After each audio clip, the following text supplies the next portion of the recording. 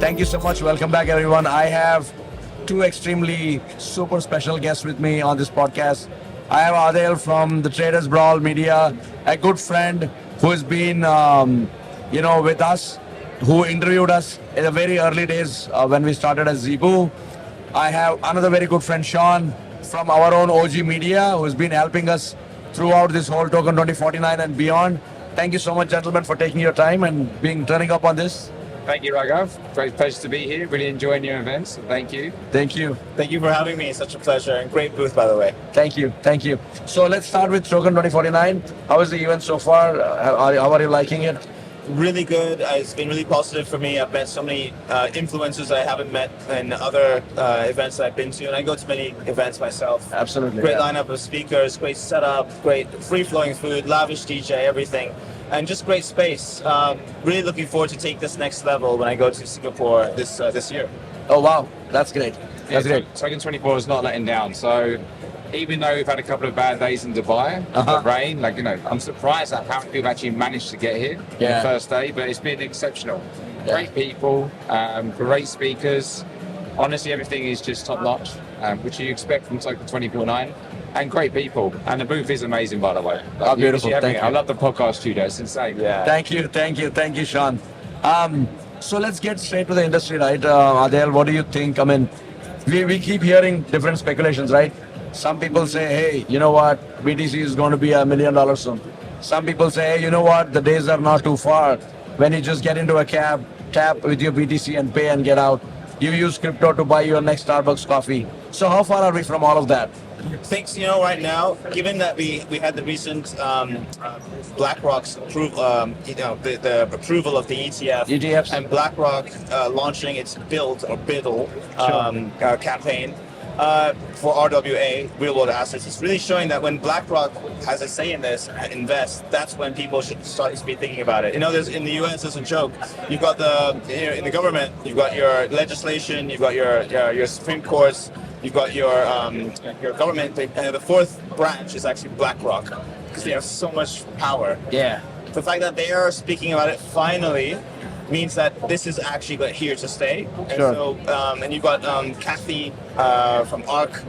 She predicts that Bitcoin's going to hit 1 million. She's very well connected with the US. Sure. I don't know when, but Bitcoin's here to stay. So I don't think we're far away. Oh wow. Yeah, I sort of agree as well. Do I see it hitting 1 million anytime soon? Probably not. Is there a good chance in the next 10 years? Yes. We also have to look at the Hong Kong ETFs being approved recently as well, the last week. The US is obviously putting a lot of money through the institutions. So Sure. for me, I see Bitcoin in the next year going to maybe 150K. Mm-hmm. So within the next year, 2 years, we're going to hit a new all-time high every single couple of months. Sure. The market's massively adopting it. The fact that the ETFs are being accepted everywhere globally, it's here to stay. Bitcoin and Ethereum will be global, and it's more mass adoption. So I see the technology element being used in so many traditional companies. So it's just going to grow, and it's still such a small market cap, really, when you look at it. The whole of the blockchain market is like 3 to 4 trillion. Yeah. It's not a lot. When you look at the FX market, it's 2,400 times bigger than what absolutely. blockchain is. So we're going to be there eventually. Oh wow. Okay. And what do you think? You guys think the days are not too far when we start buying our groceries and paying our laundry with tokens? I think within the next year, a lot of as soon as the banks start taking blockchain, it's going to be like the Apple Pay. Beautiful. I know some companies that do it now. A lot of digital banks accept crypto, transfer it to fiat, and it's very easy. Oh wow. So there are a lot more digital banks being actually accepting crypto. Sure. And I think it's the future. Wow. Okay. Definitely. I mean, I would also say that. Remember when Elon had a phase where he was accepting Dogecoin, right, to some degree, accepting Bitcoin to purchase Tesla. So yeah, it's not long until it's just a case of accepting the currency the preferred currency. Wherever the money is, people will follow. So if the money is in Doge accept Dogecoin as a payment service. Sure. If it's Shiba Inu, accept Shiba Inu. If it's Floki, Floki. Sure. Yeah, but meme coins are here to stay. A lot of memes as well. Yeah. Swim token. It's funny because Yeah. 49% of the market was meme coins at one point. Oh god, yeah. And just last week, I think Flood token was launched. Oh, yeah. Following the flood. Correct. Yeah, I mean, it's crazy. It's crazy the way industry launches tokens, drop of a hat. How did that do, by the way? Oh, apparently it's mooning. Really? Yeah, I think it's called I'll Swim have to- token. I have to check that one after. Yeah, it's on Twitter. 40,000 followers on Twitter. Oh wow. There you go. So I mean, obviously in this podcast we generally talk to influencers like you guys about their journey. So I would like to know, how did you dabble into the whole Web3 crypto world? What were you doing? What was your past life? And how was your journey and the transition? Sure. So I started in the UK when I first worked for the FCA, the Financial Conduct Authority. Sure. So, very bureaucratic government job. Always needed clearance to sign off for everything. Couldn't speak at events, but the training and knowledge was there. Sure. You know, from a regulatory background, how to regulate against AML, so anti-money laundering, counter-terrorist financing, KYC procedures in place. So a lot of paperwork I had to read through Sure. when an application would come in, and I would read through it. And I had a lot of power to accept or reject, Yeah. approve or reject.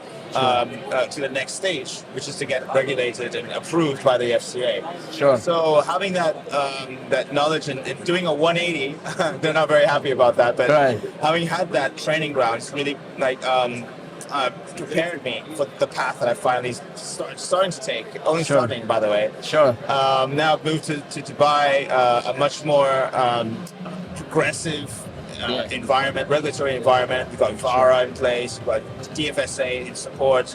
Sure. And now, I'm able to speak at events because I'm not restricted like I was.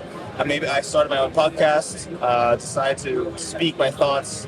So I Sure. saw that it started to catch on as people started to ask if I could do media for their events. Right. Media partnership. And Sure. then I interviewed you, So yeah. WBS. Yeah. And I loved the conversation we had. Yeah, exactly. Yeah, So yeah. it's just a snowball effect. Beautiful. Yeah. So are you enjoying your Web3 journey so far? So far, yes. Been stressful still. I mean, I enjoy it, but a lot of stress and struggle with getting the team. We're finding the right team and the right people that are loyal, that will stay and not leave. Sure. Is one of the challenges I've faced. Yeah. But also, being in content means you're naturally going to be ADHD because you're always checking notifications. Oh, yeah. Did the post go right? Did I put any typos? Yeah. Did I put enough hashtags? I'll see things that others don't see, like Yeah. the graphic design of something that I put as a cover photo. Sure. Yeah. So, but apart from that, it's been a good journey. Beautiful. Beautiful. Awesome. Yeah, Sean, I know you have been a mover and shaker in the banking industry, in the trading, and you've been, I know your career has been very colorful, and now your transition, you run the OG Media, you're a partner there, and you kind of do a lot of cool things in crypto. How was your transition, and how are you feeling now? Yeah, you know what? At start, the transition was obviously difficult because you go Sure. from a whole new traditional finance. So I was a broker in credit default swaps for 10 years. Right. One of the biggest companies in the UK, Sure. FTSE 100, and then a Nasdaq listed company as well called BGC. So Sure. the market was amazing in 2010. Sure. It was one of the biggest products you could broke. Sure. But I took a lot of the skills. I was watching the market, so I was trading crypto as well. Sure. I had some very good friends who got in very early in Ethereum, Right. $2.5 and $7. Oh, wow.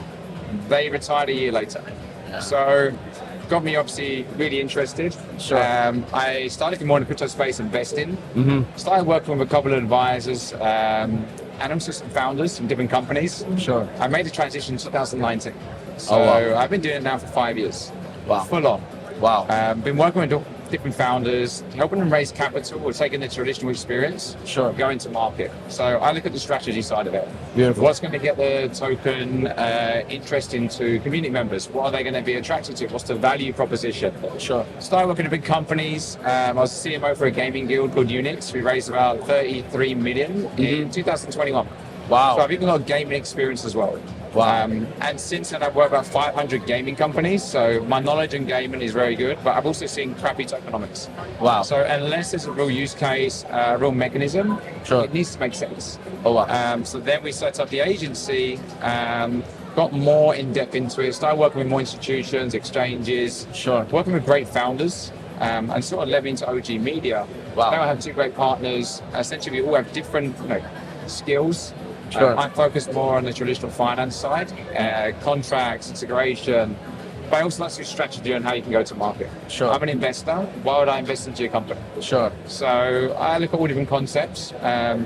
Work with great founders and companies like Zeebu. So I'm biased, of course, but I see what you guys are doing, and it's really good to see. Cool. So you're enjoying your journey so far? I'm loving it. Loving right it. now it's a bull cycle, BTC's high, sentiment's amazing. So Wow. it's a really enjoyable time of the year to be in crypto. Brilliant. Before the next potential bear cycle, so yeah. Brilliant. Fingers crossed. Hope the bear cycle doesn't start soon. But yeah. I think we've got another year. Yeah. I hope. So, guys, any message and remarks for two audience? One, people who are yet to get into the crypto journey, yet to start investing in crypto, and two, for people who are already deep in crypto, what's your message for them? Okay, so the first one, people are still on the fence. Number one, watch my podcast. Sure. Not biased at all. Sure. But no, do check out Binance Academy. I started there. I started also watching Coin Bureau, as you know. Sure. Guy, really good. Get educated. Starts with education at first. Sure. Number two, for those who are already in crypto, to find ways to scale your businesses is to really go to these events that you're not always going to. This is something I'm telling myself. So Sure. in Dubai, you have the same old typical events, but to really scale the next level, you've got Sure. to purchase your ticket, pay your flights, Sure. pay your accommodation, and go. Go to Paris Blockchain Week, go to Token 2049 in Singapore, Sure. go to Indian Blockchain Week, go Sure. out of Dubai. Sure. That's the next thing I should do, and I'm planning to live up to that. Beautiful. Because that's where you meet outside of your comfort zone.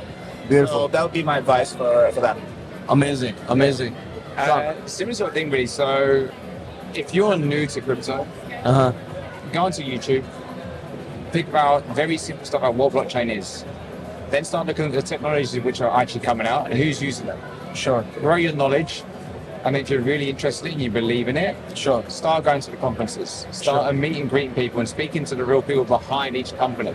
Sure. When you hear from someone, they tell you how passionate they are about their project and why it's going to do good in the world, you're going to understand it a lot better. Yeah. Also start using to pay each other. Right. Pay your friends in crypto. Understand how that works. Sure. Why it's there.